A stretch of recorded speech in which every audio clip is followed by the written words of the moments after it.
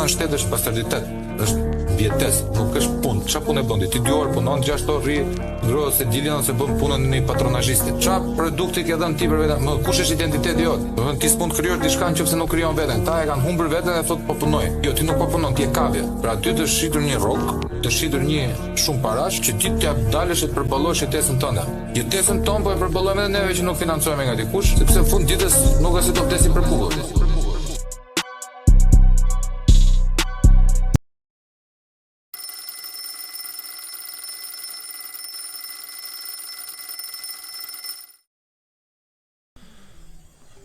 Mirëmbroma miq. Sot hyrja do jetë shumë e qartë, shumë e shkurtër, shumë e errët, më thonjza, sepse zyrtarisht ka filluar lufta e tretë botërore. Shtetet e Bashkuara të Amerikës me Izraelin, ose më sakt, thën kjo presje për llogaritë e Izraelit, kanë goditur shtetin e Iranit. Përpos faktit që unë nuk kam respekt për atë regjim totalitar islamik të Ali Khameneit, si e ka pas ai ndjes pas tani, se u zyrtarizua që ka ndruar jetë. Nuk jam për një prishje të balancave në realitetin gjeopolitik, duke sjellë si pasojë edhe bashkimin e Ariut Siberian me dragojin kinez për llogari dhe në krah të Iranit. Pse? Irani është pika kyçe për të gjithë lindjen e mesme. Për të gjithë ata që nuk e dinë se Irani ka minimumi 5 etnia apo 6 etnia atje brenda, përfshir arab, persët, e lloj njerëzish tjerë që unë nuk jam mbaj mend emrin tani se di e lexova. Nuk ka pasur një lloj stabiliteti të brendshëm. Por pse duhet goditur Irani? Pse pikërisht tani në muajin e shenjtë Ramazanit dhe pse për llogaritë e Izraelit? Një podcast që unë kam parë ku flet një ish agent i CIA-s, Gjokirakos, një grek, një agent me origjinë greke, thot që për herë të parë në histori Trumpit i është thënë, një presidenti amerikan, i është thënë nga lobi zionist, nëse nuk sulmoni juve, neve do përdorim bombat bërthamore. Dhe presidenti i Amerikës ka zgjedhur një bombardim relativ me misile, me raketa, për mos të eskaluar. Por kjo ka sjellur reagimin e Putinit, Xijis edhe gjithë rajonit. Kush do jetë pika tjetër e goditjes së Izraelit? A do jetë Pakistani sipas thënieve nga Bibi? Për të gjitha këto, në një debat konstruktiv, ku në shumë pika për çështjen e regjimit islamik nuk bashkohem me Olsim, por ja dua mendjen sepse e ka mendje të kthjellët dhe argumentativa.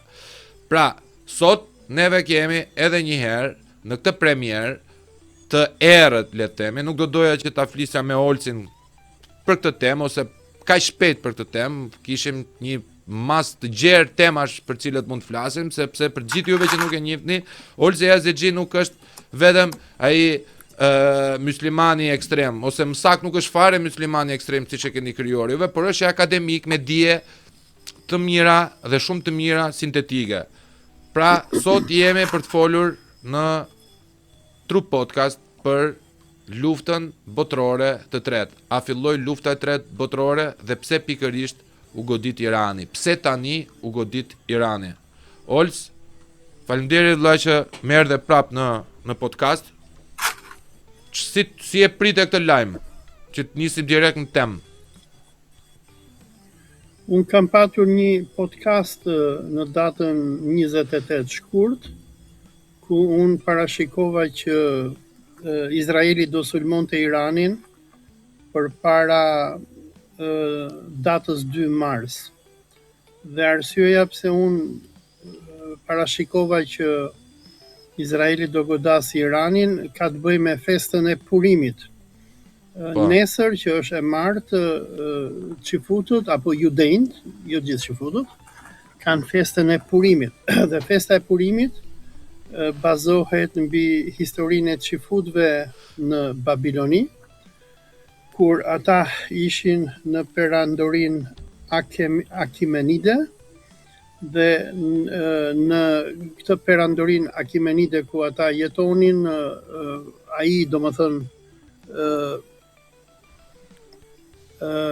kryeministri i mbretit të Iranit të asaj kohe, Hamani e bind perandorin e perandorisë Akemenide, zërkesin e parë, ose sikur ai quhet në librin e Esterit Ahashverosh, e bind atë që ti dëboj çifutët dhe ti vëjnë në kontroll çifutët, nga që çifutët kontrollonin ekonominë e Persisë nëpërmjet asaj që ata bëjnë deri në ditët tona, që është fajdia.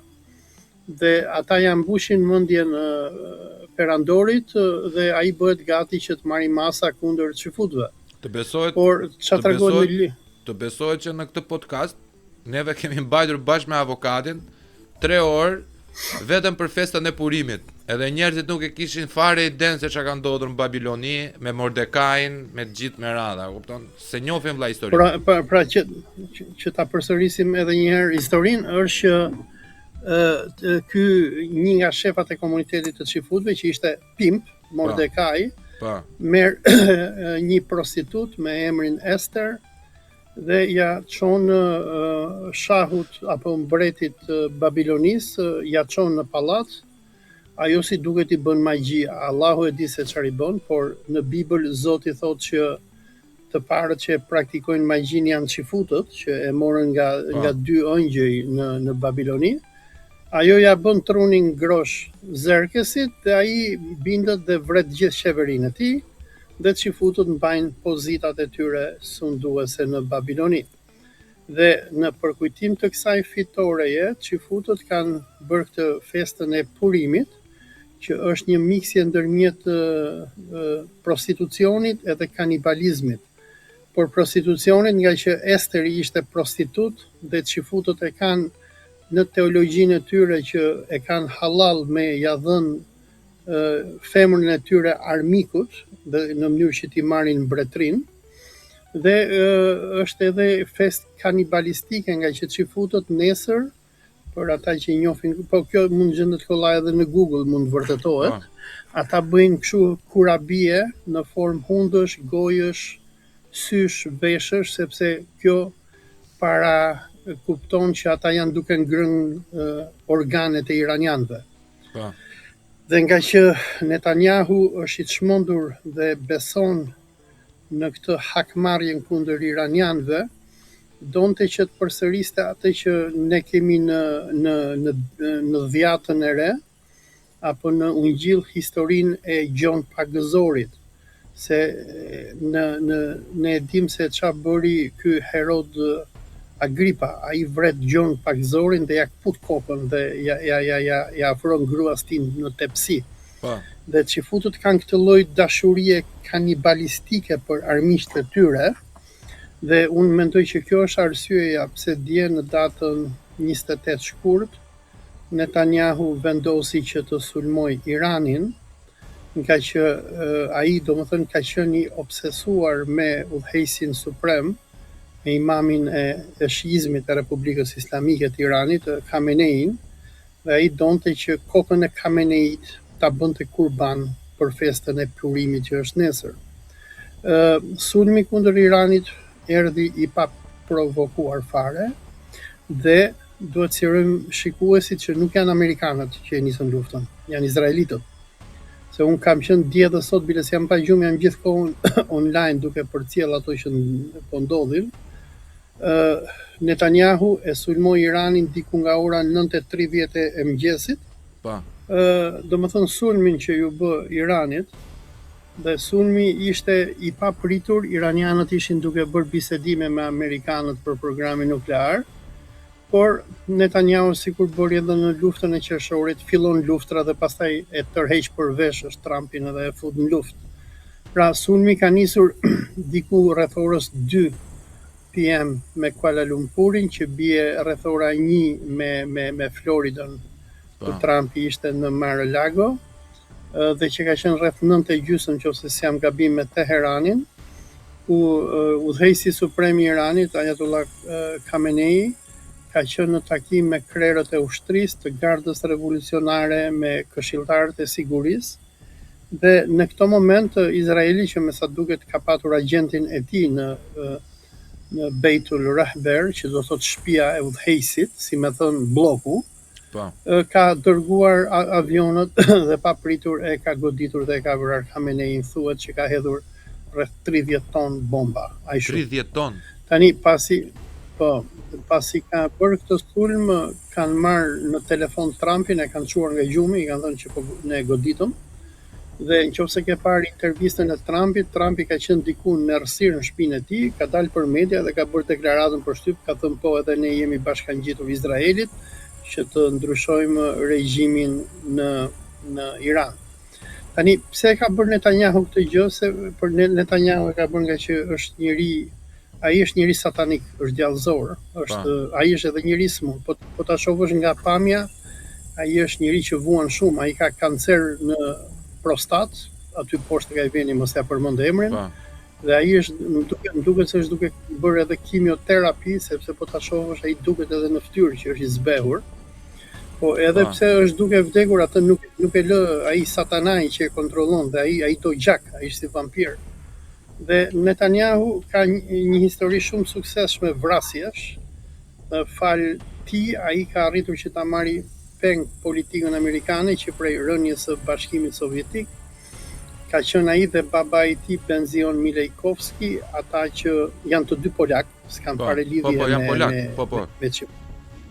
Biles nëse e pe atë intervistën e Tucker Carlson me ambasadorin amerikan në Jeruzalem, me Mike Huckabee, ai tha, po këta s'kan ditë, këta nuk falen, se nuk janë fetar, nuk janë besimtar, janë qafira.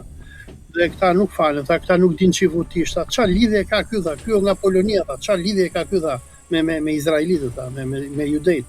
Edhe ai Mike Huckabee i rrinte kështu si budalla para Tucker Carlson. Edhe do të them, ai është i obsesuar, sikur ka qenë edhe baba i tij, me vrasjen dhe zhdukjen e islamit. Atë nuk e zoj gjumi. Ai përpara një jave mbajti një leksion diku në Izrael, ku i thoshte shifutëve, neve thoshte kemi plagosur këtë boshtin shiit, dhe tani pas këtij thoshte ne do merremi me boshtin sunit dhe vllazërinë myslimane, që do thotë Turqia. Dhe ai është i obsesuar, ai do Biles kishte dalë edhe njëri ish former Prime Minister of Israel, pra ish kryeministri i Izraelit, një qeros, se më mend tash, nga këta që vjen nga këto, si quhen këto gjërat tu nga pas tetulla, Jarmuga, ka thënë tekstualisht, vlla, si shket qëndruar ti 24 orë pa gjumë, vlla jot nuk ka ngelur dije deri në orën 5 mëngjesit, edhe pse kisha 6 regjistrime në total për të lexuar për Iranin, vlla. Sepse unë realisht mendoj se ne jemi të gjithë të rrezikuar. Domethënë këta bastardët, të cilët janë prodhues armësh, kontrollin naftës e të gjitha me radhë, duhen na përdor neve si dëm kolateral. Tani edhe unë këto nuk e lejoj dot në botë, vlla. Unë nuk mendoj se nuk ka diktator, unë mendoj se të gjithë shtetet kanë diktator, vlla. Pra çapo më duhet mua ka diktator Irani kur unë kam diktatur në Shqipëri. Është diktatur Amerika, është diktatur Izraeli, diktatur Franca, Gjermania, po ashtu. Domethënë kush që kanë këta demokratët e mëdhenj që e shpërndakan demokracinë me bomba, valla. Se këtë nuk e kuptoj dot, domethënë. Por ai tha diçka. Turqia është the new Iran. E ke fjalën për atë Bennetin, doli ai Bennett arrogamin. Po Bennett, po dëgjoj se në momentin që Netanyahu me ndihmën e Turqisë edhe të CIA-s rrëzuan Bashar al-Assadin në dhjetor të 2024-s, Izraeli në urdhrin e Netanyahut bën atë që njihet si komisioni Nagel, dhe Komisioni i Sigurisë Kombëtare përcaktoi që armiku tjetër tani i Turqisë, pas rënies së boshtit të rezistencës ku Siria ishte guri kryesor, armiku zyrtarisht për Izraelin është Turqia. Domethënë, në momentin që Irani do bjerë, plani tjetër i zionistëve është sulmi kundër Turqisë, nga që Netanyahu do patjetër që të shkatërrojë Xhamin Aksa. por sepse ai është psikopat, është i çmend dhe ai beson që duke shkatruar këtë xhamin Aksa, që është edhe kibla e parë e myslimanëve, Po. dhe duke Xhamia ndërtuar Al-Aqsa. në saj duke ndërtuar në vend të saj tempullin e Solomonit, apo atë që quajnë krishterët tempullin e Antikrishtit, ata do kenë Antikrishtin apo Dajjalin që njohin Dajjalin, po. muslimanët, që do vi dhe ata do vendosin një diktaturë botërore. Por për sa kohë që ekziston Islami si ideologji, se sikur ju e thatë më herët, ata nuk e sulmojnë Iranin se është Irani diktaturë. Aleatët më të afërt të Izraelit është Arabia Saudite, Emiratet Arabe, Katari, ata nuk lënë as me pa Al Jazeera aty të fusin burg, kupton ti? Po. Dhe atyre nuk i intereson demokracia. Ata duan që të gjitha këto vendet islamike që kanë përreth t'i kthejnë në diktaturat e tyre dhe këto diktatura të adhurojnë Izraelin. Dhe për sa kohë që ky islami i organizuar do të ekzistojë, ata e shohin islamin e organizuar si një problem ekzistencial për ata. Nga që islami ka shumë probleme për zionistët. Problemi i parë është se muslimanët nuk janë sikur këta të krishterët e trushplar evangjelistë që besojnë që xifutët janë populli i zgjedhur i botës. Muslimanët besojnë që gjithë njerëzit janë të barabartë, nuk ka dallim mes bardhit, ziut, xifutit, jo xifutit. E dyta gjë, Islami beson në ndërtimin e një bote pa fajde, pa interes, pa zhvatje, pa gjakpirje. Po. Dhe kjo bie ndesh me sistemin bankar zionist, sepse Po. xifutët botën e mbajnë nëpërmjet fajdes. Po. Dhe për ata shqiptarë që janë të vjetër që e mbajnë mend kohën e komunizmit, komunizmi në vetvete ishte një farë sistemi egalitar. Po. Që komunizmi jepte shtëpi të gjithëve, punë të gjithëve, ushqim të gjithëve, edhe pse te neve në Shqipëri dështoi për arsye të ndryshme. Se s'ka Por qenë komunizëm. edhe Islami, Ishte por diktaturë. edhe Islami parashikon bërjen e një bote të drejtë, e një bote pa oligark. Ndërsa xifutët, që nga historia e Purimit që përmendëm në fillim të kësaj bisede, edhe deri në ditët e sotme, ata e sundojnë botën nëpërmjet bankave. Po. Ne kemi biseduar me ju në emisionet e kaluara për këto banka digjitale që po sjell Rama etj. Domethënë, këta duan t'i kthejnë njerëzit në kavje eksperimentale. Por sipas Islamit, ky sistem është haram, është i ndaluar. Edhe në anën tjetër, ky Islami shiit i këtyre iranianëve ka të zhvilluar këtë ideologjinë e martirizimit, nga që shiitët besojnë në historinë e Imam Huseinit, dhe për ata Imam Huseini simbolizon shembullin e njeriut perfekt, i cili nuk ju bind diktaturës së Jezitit. Dhe shiitët e kanë përvetësuar luftën e Palestinës, sidomos që nga revolucioni islamik i Iranit në 1979, edhe Imam Khomeini që themeloi Republikën Islamike dhe ndërtoi Gardën Revolucionare dhe ushtrinë e Kutsit apo ushtrinë e Jeruzalemit, iranianët e kanë kthyer në mision të tyre kombëtar mbështetjen e luftës për shlirimin e Palestinës.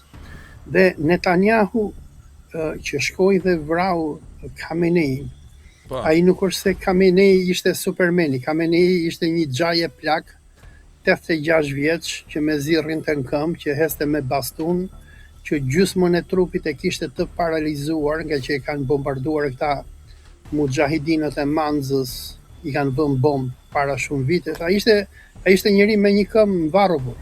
Por Netanyahu e vrau atë për disa arsye. E para është ky koncepti i kanibalizmit që kanë këta me rastin e Purimit, ku tamam sikur këta hajnë hundë dhe vesh iranianësh, ky donte pak a shumë sikur Herod Agripa që vrau Gjon Pagëzorin dhe ja kputi kokën atij dhe avuri në tepsi, apo sikur ata kur e çuan Krishtin në kryq edhe kënaqeshin duke e parë atë që vuante.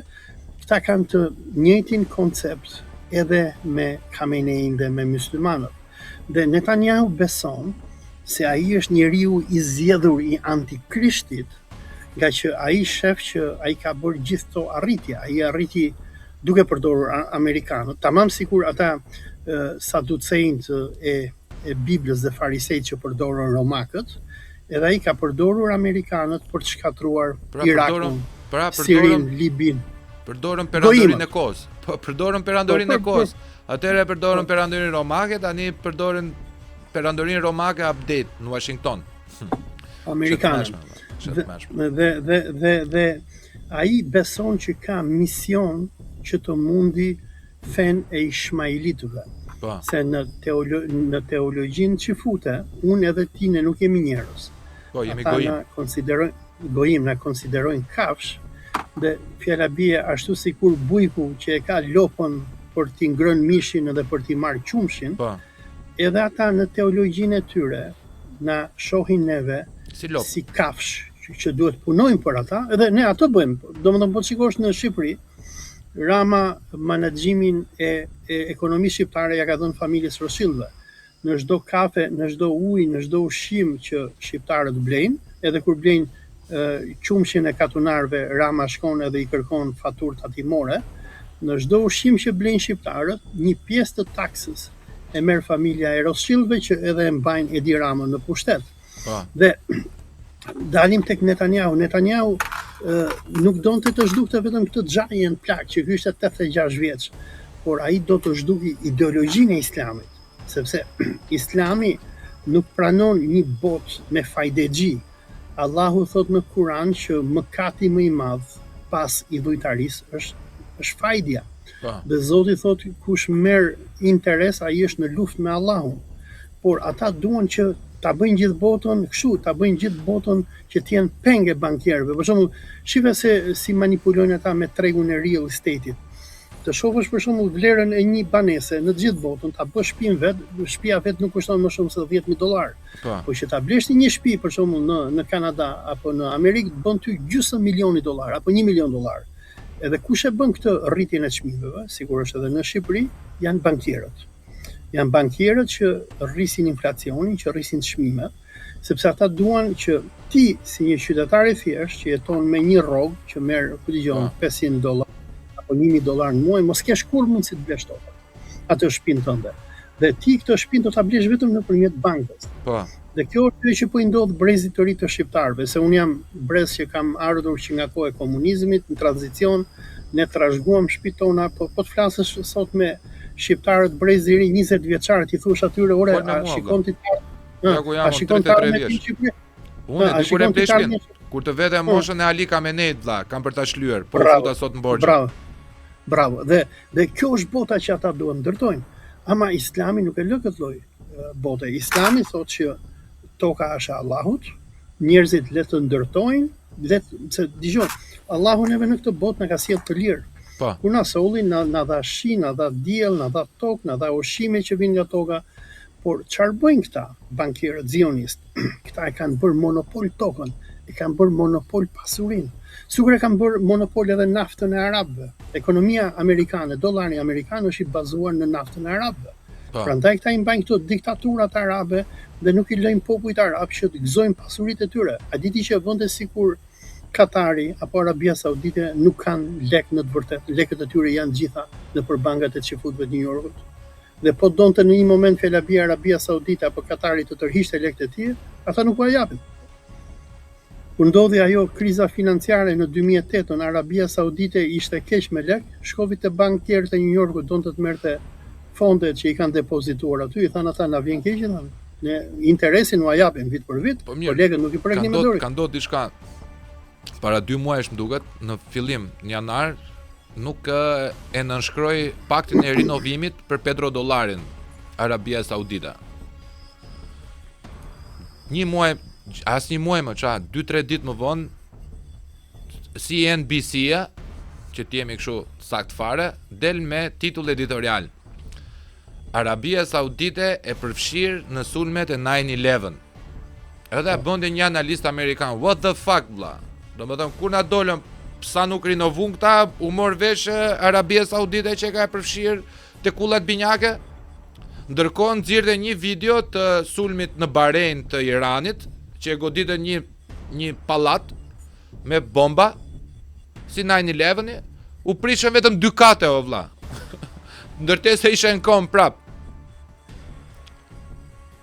Dhe pyetja ime tjetër për ty vlla është, ta thash që kam lexuar, po të lë të flasësh, të argumentosh për gjithë njerëzit që të kanë keq kuptuar gjithë këto vite. Nga një kristian, lexova DNX, shumë i famshëm ky tipi, ishte edhe me tikun blu, e kontrollova vlla mos ishte AI, se tani ne jemi bë kështu, jemi bë të friksuar se çdo gjë del AI, a kupton? E kontrollova, ishte në statusin e tij. Kishte nxjerr nga Kurani, ky tipi kristiani, luftën e Yexhuj Maxhujve. Pra, Gog and Magogs, që tregon do jetë lufta më shkatërtare për njeriu, sepse do jetë lufta midis kristianëve dhe muslimanëve. Ndërkohë, pas të shkrimit, nxjerr një fjalim të një tipi zionist, se unë si quaj izraelit këta vlla, këta janë zionist, hebrejtë e vërtet janë besimtarë si unë dhe ty vlla, në thelba, kupton? Palestinezët janë pasardhësit e hebrejve biblik. Edhe afrikanët vlla, ka edhe afrikanë. Edhe afrikanë, po. Edhe xhamaikanët, që janë populli më i vuajtur në botë.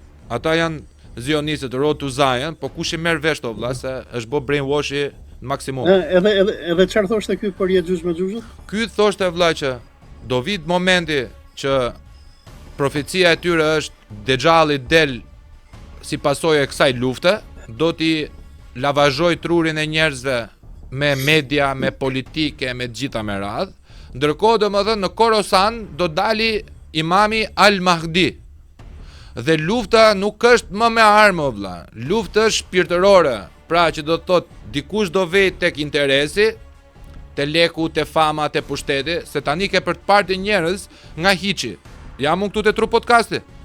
Do më shikosi do flas në rezolutën e Kombeve të Bashkuara. Unë jam askushi vlla. Do flas se islamikët janë kështu, se këta janë e keqa e botës, e gjitha me radha. Kupton, do ke për të parë shumë nga këta lloj kokrash, Jeffrey Epsteinash, a kupton, tipa që janë askushi, ngrihen me një dorë. Problemi edhe është ata që do përqafojnë Zotin, dritën, zemra tyre do forcohet aq shumë sa nuk do kemë më frikë përballen me Dexhallin. Gjithë ideja është çfarë zgjedhje bën ti vlla. Dhe kjo nuk është çështje më nacionalitetesh, kjo nuk është më çështje ideologjish. Ja me Iranin, me Amerikën, me Rusin apo me Kinën. Është lufta e të mirës kundër të keqes vlla. Ky tipi tani thoshte 5 milion hebrej janë në Izrael. 5 milion janë në Amerikë, në total 10 milion. Islamikët janë 1.3 bilion në gjithë botën, thoshte ky tipi. Tani kanë vajtur 2, po 1.3 thoshte ky. A mund t'i përballim dot neve 10 milion me 2 miliard? Jo, nuk përballemi. Kështu që neve na duhet ndihma e kristianëve, që t'i përdorim kristianët kundër tyre. Dhe unë i bëj një thirrje të gjithë besimtarëve të vërtet në Zot vlla, hiç pak rëndësi ka je kristian, musliman, shiit, suni, hindu e gjitha me radhë. Nuk kemi armiq të njëri tjetrit, armiqt janë tjetër kund. Nuk duhet me leju njëri tjetri me unda, unë musliman dhe ti katolik, mik i dashur, ti që po na shef. Jezusin që juve e keni Zotin tuaj, ne e kemi profetin e preferuar të Allahut. E ketë shkruar në Kur'an, Isain. Thjesht mos dëgjoni hoxhallar, priftërinj, gjitha me radhë, futuni edhe Biblën, edhe Kur'anin, lexojeni vetë se aty është ndryshimi. Aty është ndryshimi. Unë jam autodidakt në Kur'an, nuk lejoj asnjë të ma interpretoj Kur'anin, e interpretoj si duun. Sepse Zoti na ka dhënë vet vlla librin. Lexoje thot. Mos dëgjoj hoxhën, as shpendin. Lexoje. Të dalim pak te kjo puna e Yexhuj Maxhujit. Është një hoxh që unë e kam mik, zionistët nuk e duhet vinte në Shqipëri ai vjet, nuk e lan, nuk e di në e ke ndjekur historinë e tij, Imran Huseinit. E ftuan në Shqipëri disa besimtarë se do mbante leksione me urdhër nga ambasada izraelite Rama e dëboi. Ai shkreti 83 vjeçar, mirë që nuk e vran në aeroport. Dhe ai është një komentues shumë i mirë i Kuranit. Dhe ai se Kurani është libër me profeci. Domethënë po dish ta lexosh Kuranin Po, është alegori, është alegori. Dhe Zoti thotë që para fundit të botës do dali Yexhuxhi dhe Maxhuxhi dhe do bëjnë shumë zullum në tokë.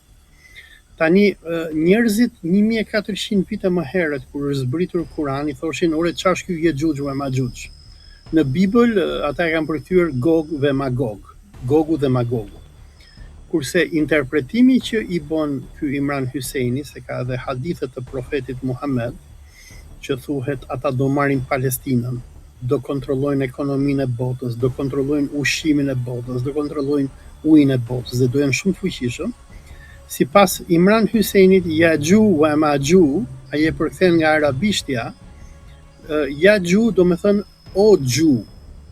Do të thënë ai thotë që Zoti në Kur'an përdor termin për një popull që do vijë në fundin e kohës, që janë Gju. Dhe në arabisht kur ti i thot dikujt o çifut, ti duke përdorur termin Gju perëndimor, se çifutët biblik judejt në arabisht quhen Yahudi. Kurse këta ashkenazët që erdhën nga Evropa, bota si quhen këta i quhen Gju. Edhe ky i bën këtë interpretim, sepse në gjuhën arabe ja do të thënë o, ja Ali, o Ali, ja Albanion, o shqiptar, we ma Albanion, dhe ata që janë me shqiptarët, ma do të thënë me. Dhe ky i bën interpretim termit Ya'ju wa Ma'ju që përdoret në Kur'an, do thotë the Jews edhe ata që janë me Jews. Se po ta përkthesh Ya'ju, do të thënë o Gju, dhe ata që janë me Gju thuhet wa Ma'ju, dhe ata që do vinë me Gju.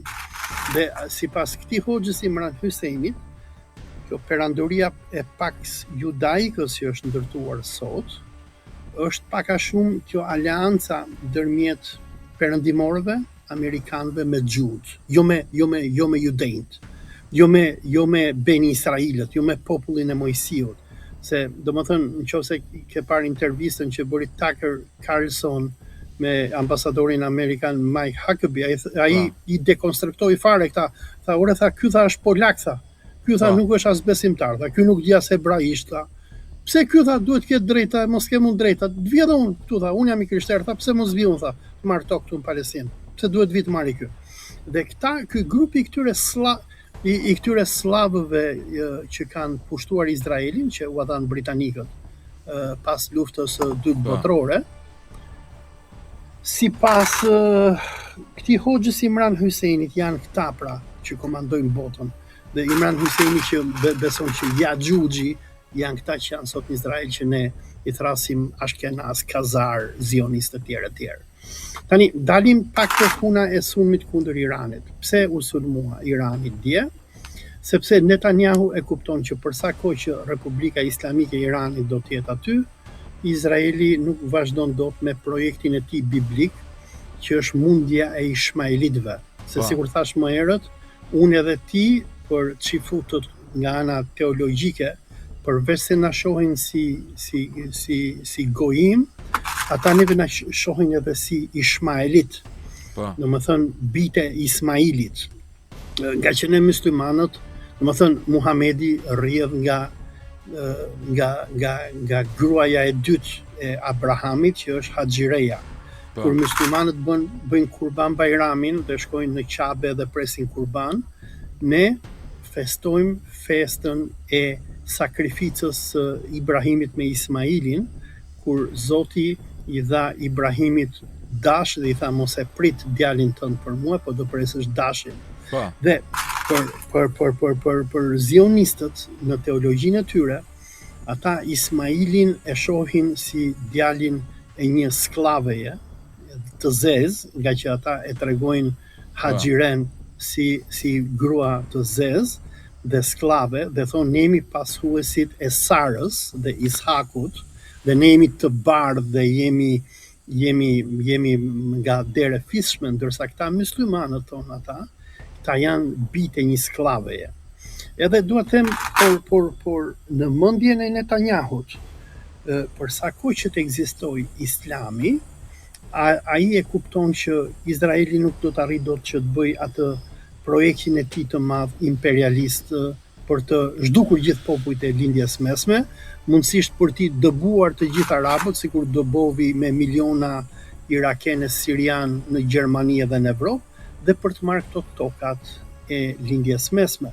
Dhe për këtë arsye, domethënë projekti Netanyahu që i kanë ndjekur në këto 30 vitet e fundit, ka qenë shkatrimi i shteteve arabe, që ata i shkatruan, shkatrimi i ekonomive të tyre, që ata i shkatruan, marrja e naftës dhe pasurive të arabëve, që ata i morën. Dhe prisha imazhit. Dhe tani, dhe prisha imazhit kuptohet se myslimanët çfarë nuk i kanë bërë, kanë bërë terroriste, ekstremiste. Edhe shumë shumë shqiptarë që morrin mua se unë mbroj Islamin, e thon, doli ky turko-mongoli, thon, ky mbeturina otomane, ky njeriu i Rusisë, Kinës, Turqisë dhe Iranit, sepse këto stereotipet që janë krijuar dhe se njerëzit propagandohen dhe trushplahen nga mediat për ditë. Ti hap mediat, shikon. Aty s'kan fajta. Dhe mediat janë aty për t'i programuar njerëzit, dhe shumë njerëz këta i programojnë, i bëjnë robot. Sigur i bën edhe në kohën e Covidit, ku i bindshin, i thonin, ka dal virusi, thonin, do na haj virusi, futuni brenda, thoshte Edi Rama, duhet dilni në orën 3 me 6, bëni pazar, futuni brenda më mbrapa, se po ndoj të t'jash do t'u haj virusi, dhe pati shumë idiot që besonin ato që thoshte Rama. Dhe ky është ai programimi që këta i bëjnë njerëzimit. Dhe dua të them për sa kohë që Republika Islamike e Iranit ekziston, e bazuar në mësimet e Islamit, ky është problem për zionistët, nuk është vetëm Khamenei, se duhet dish diçka, në Iran nuk ka kontroll pasurie, në Iran nuk ka para digjitale, në Iran ka sheriat, ti mund të mbash $1 milion brenda shtëpisë tënde, dhe shteti nuk ka të drejtë sipas sheriatit të ndërhyjë në jetën tënde private. Në Iran ty nuk të bëjnë atë që të bën Rama, që të bën kontrollin e pasurisë, dhe kur hyn edhe del nga Rina si policia e kufirit, aty është si xhepistët e autobusit kombinat Kino Studio që të kontrollojnë xhepat. Dhe domethënë Irani është një nga vendet më të lira të lindjes mesme, dhe çfarë duan izraelitët bëjnë, duan të shkatrojnë Republikën Islamike. Sepse për sa kohë ekziston Republika Islamike, ata nuk do të arrijnë që t'i kontrollojnë dot myslimanët. Dhe duhet di me një gjë tjetër, që iranianët nuk janë arab, se ata që janë sot në pushtet në Dubai, në Arabinë, ata janë beduin, ata janë njerëz që para 30 viteve jetonin në shkretir, nomad, i morën britanikët e anglezët, i thanë hajde këtu do bëni, dhe ma ka thënë një psikolog që unë kam bërë një reportazh për Dubai TV, psikoanalista i niveli Jordan Petersonit, Ali Al Salum. Jeton në Abu Dhabi, erdhi këtu, shumë burr i mirë me mua, kishim çka ato diferencimet kulturore, se sa do beduinët edhe shqiptarët janë totalisht ndryshe në kulturë, edhe në të ngrënë, edhe në gjitha me radhë. Por që më thoshte vllai për gjithë situatën. Do të thonë, ma tregonte që këta ishin beduin. Ma tregonte domethënë që ishin njerëz që jetonin shkretir o vlla. Do të thonë, ai ishte i vetëdijshëm, ne jemi beduin, shqyr që na erdhi nafta, që pam sy dhe hapëm syt se do ishim me deve akoma. Po hajmë McDonald's edhe shqyr që janë amerikanët që na mbajnë pushtet, edhe na marrin gjithë lekët, na japin ca neve dhe kaq. Por duhet të them që iranianët janë tjetër popull, sepse iranianët janë persianët e lashtë. Janë njerëz që kanë qytetërim prej 6000 vitesh. Dhe përveç kësaj, Irani shife se çfarë po ndodh në këto momente që ne po flasim. Nga momenti kur Izraeli sulmoi me pabesi, Irani është përgjigjur dhe po digjet Tel Avivi tani, po digjet Jeruzalemi. Irani ka bombarduar të gjitha bazat amerikane në vendet arabe.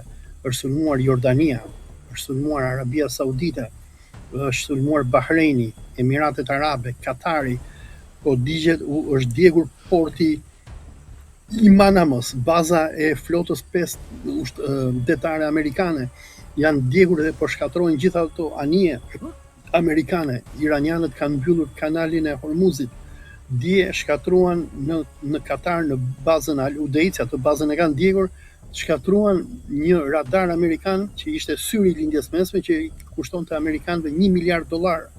Dhe iranianët janë popullizjuar, nuk janë si arabët. Shive çfarë mrekullie kanë bërë iranianët.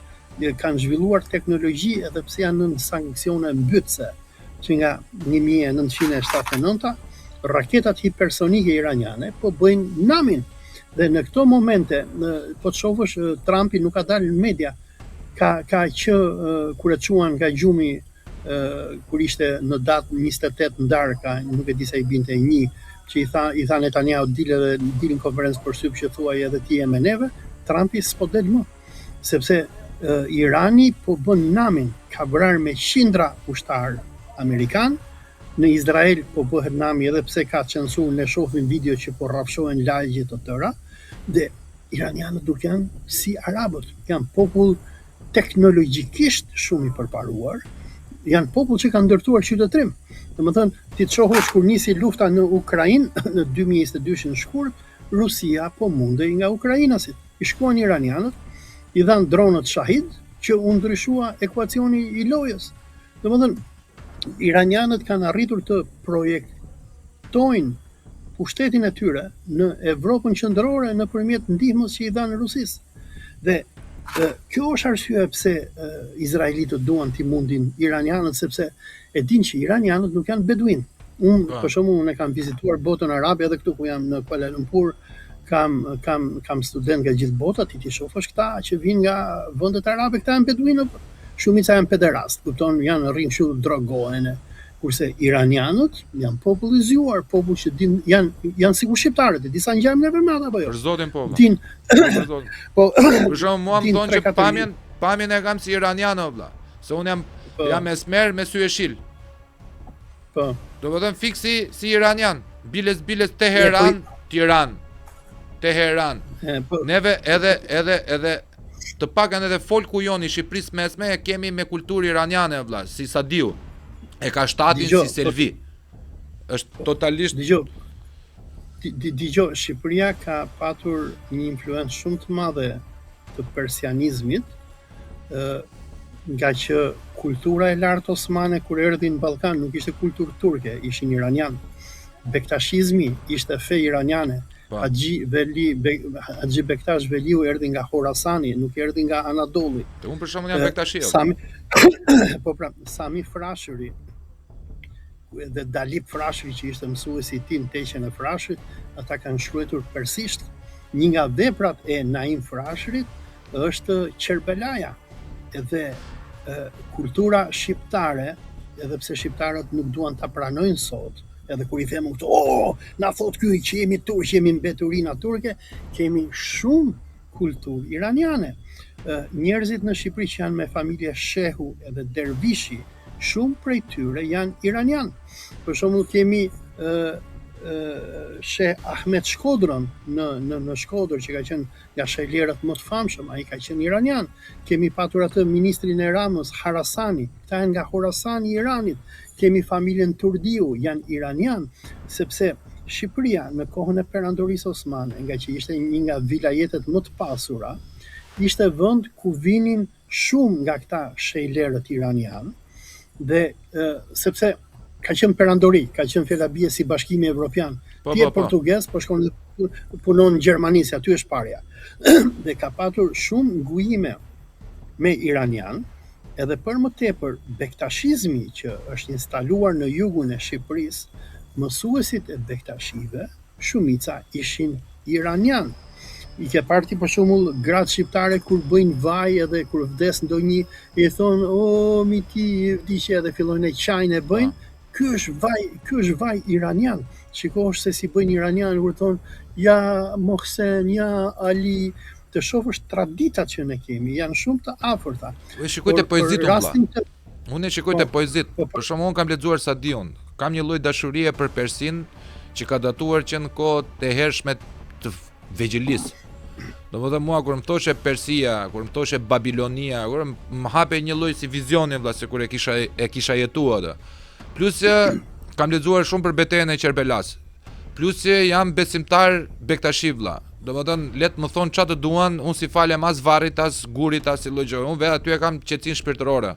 Biles sajr që jam i mërzitur, shkoj te kryegjyshata botërore, pa interes fare se kush është kryegjyshi, babai jam the tash, nuk më intereson institucioni. Vete shkul 2 fije bar vëlla te varret, pastroj pak varret, lutem, ndes Siriun dal vëlla.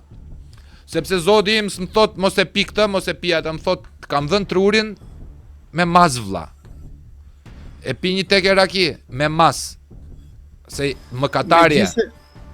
Megjithëse në rastin tënd ti nuk dukesh si pers, se Irani është konglomerat popullsh, ti dukesh sikur je nga Golestani, se në Iran ka njerëz që janë lëkur bardh, si puna jote, edhe sy bardh, kurse ka njerëz që janë bruna, edhe më brun se sa unë, janë sikur Al Capone, apo sikur këta sicilianët dhe napolitanët, dhe persët origjinal janë bruna, ndërsa ti je nga këto racat që janë në veri të Iranit, dhe Irani është miksje popullsh, është miksje, është perandori, domethënë, ata i quajnë veten iranian, por po ti pyesësh çfarë Irani është si punë e Jugosllavisë, që ke kosovar, ke bosnjak, ke serb, është federat, por është një federat historike dhe gjëja që i bashkon iranianët së bashku është besimi i tyre islam.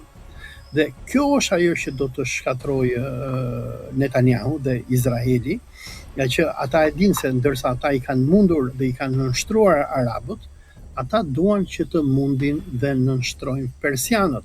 Por lufta që ka nisur që dje deri sot duket që është një luftë totale. Irani duke i vrarë udhëheqësin suprem, ata i kanë hequr të gjitha limitet, po sulmohen të gjitha këto regjimet zioniste dhe kukulla arabe që amerikanët mbajnë në pushtet. Është bllokuar ngushtica e Hormuzit, ku kalon 20% e naftës. Naftës botërore, po. Meqense ra fjala ti kujtojmë shikuesve të tu që të mbushin makinat me naftë, nga që brenda 3-4 ditësh qet kastrati do bëjnë nomin, do të çohet çmimi i naftës, sepse Irani po e mbajti të mbyllur Hormuzin për një javë, do bëhet nami nëpër bursa se nuk do ketë naftë mjaftueshëm. Nga që pjesa më e mirë e naftës që merr bota vjen nga gjiri persik. Dhe domethënë ata duan t'i nënshtrojnë persët. Kjo është luftë kundër Persisë, nga që zionistët e kontrollojnë Evropën perëndimore, e kontrollojnë Amerikën, por ata nuk kontrollojnë dot Persin. Por dhe ata besojnë se ka diçka. Pesë kryetaret e vendeve nordike kishin dalë dje pas sulmit ndaj Iranit dhe kanë thënë, në qoftë se Bibi Netanyahu vjen në vendet tona apo në një vend të Europës, neve do nxjerrim urdhër arresti ndërkombëtar ndaj tij, është kriminal lufta. Pra Europa ka filluar të zgjohet vlla. Ka akoma konservator, ka dhe burrat mençur akoma Europa, nuk ka vdekur. Sepse mua më duket bastarditet o vlla, të luftojmë sot në 2026 në lidhje me fen o vlla. E di sa të mërshme më duket. A e di sa të mërshme më duket vlla. Po këto luftrat fetare i bën Izraeli. Izraeli është ai që ka nxitur urrëtitjen ndërmjet myslimanëve dhe të krishterëve. Dhe nuk e di, a isha në emisionin tënd apo kam qenë në një studio tjetër, ku përmenda një shkrim të atë Gjergj Fishtlës me titull Drejtësia ndërkombëtare, që Fishta boton në revistën Hylli i Dritës në 1939, 9 vite përpara se të krijojë Izraeli. Dhe Fishta në këtë shkrim thot, programi i zionizmit ndërkombëtar është shkatrimi i Evropës, shkatrimi i krishterimit dhe krijimi i mbretërisë Izraelit për të sunduar botën. Gjergj Fishta ka parë atë që ne po shohim sot, por Gjergj Fishta e ka parë këtë që po flasim neve sot 83 vite. Domethënë ai ka parë 83 vite më herët këtë që po bën Izraeli sot. Dhe lufta kundër Iranit nuk është luftë kundër Islamit vetëm, por është luftë kundër qytetërimit. Por për fatin tonë të keq, ne në Shqipëri kemi një kryeministër Langaraq, zionist, nuk e di në ja ke parë shkrimet në këto 2 ditët e fundit, ku ai po mbështet bombardimet ilegale që janë kundër ligjit ndërkombëtar. Se domethënë Irani nuk i bëri gjë Izraelit, Irani ishte në qef vet, ishte në shtëpi vet. Netanyahu e përsëriti atë që bëri qershor shkovi dhe i vrau krerët e pushtetit. Dhe ky maskara që ju keni në Tiranë, ky Langaraq, ky që i servilosej Netanyahu kur shkoi në Knesetin izraelit dhe thoshte më dridhen këmbët, ky tradhtar i Shqipërisë, i cili në nëntor të vitit 2024 shkoi në OKB dhe bëri thirrje në OKB për ngujime izraelite në Shqipëri për kolonizimin e Shqipërisë. Ky tani bën letra dhe thot neve denoncojmë regjimin e komenistëve, ne kemi parë barbarizmin e regjimit të komenistëve ku na bën sulmet kibernetike dhe ne jemi me Izraelin. Këti maskaraj, Irani nuk i ka bërë asnjë gjë. Shumë nga ish zyrtarët e Partisë Socialiste në vitet 90 janë mbajtur me lek nga iranianët. Mamaja e Edi Ramës është mjekuar në klinikën iraniane që është aty afër Alidemit. Irani vetëm të mira i ka bërë Shqipërisë. Por ky çfarë bëri që kur erdhi në pushtet në 2016-ën, që donte dhe është legende servil, e ktheu Shqipërinë në bazë të terrorizmit iranian. Ky, ashtu sikur deklaroi më herët që do bënte shtetin Bektashian, që do ndante Shqipërinë, ky ka marrë një pjesë të territorit shqiptar, nuk e di sa është, 10 hektar, 20 hektar, dhe ka bërë një shtet ilegal që është shteti i Mujahidinëve në Manës. Ata kanë bazë ushtarake aty, nga aty ata drejtojnë sulme kundër Republikës Islamike të Iranit, dhe ky maskara nuk guxon që t'i thot popullit shqiptar që unë e kam marrë një pjesë të trojeve shqiptare, ja kam dhënë Izraelit, se këta mujahidinët e Manzës janë agjentët e Izraelit.